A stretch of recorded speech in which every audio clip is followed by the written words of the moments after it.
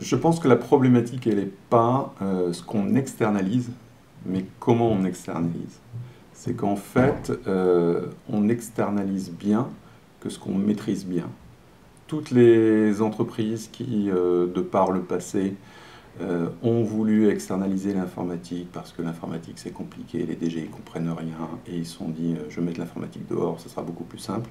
Toutes ces entreprises-là, la plupart du temps, se sont trompées et sont revenues en arrière.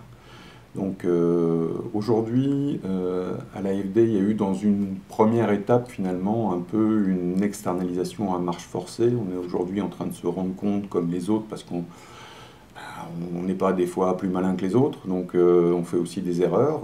L'essentiel est de se rendre compte qu'on fait une erreur et de trouver finalement le correctif qui permet d'avancer. Et du coup, aujourd'hui, on est sur vraiment une réinternalisation de tout ce qui est fonction de pilotage indispensable pour maîtriser ce qu'on va donner à nos fournisseurs, nos intégrateurs, etc. Il est impératif que les équipes internes de l'AFD maîtrisent le système d'information de l'AFD. Ce n'est pas à nos fournisseurs de maîtriser le système d'information. Nos fournisseurs sont là, finalement, pour être les meilleurs hébergeurs du monde, enfin en tout cas on l'espère, les meilleurs intégrateurs, etc., etc. Voyez.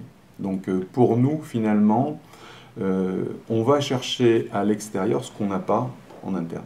On a beaucoup d'innovation qui vient du monde du grand public. Et aujourd'hui, dans les entreprises,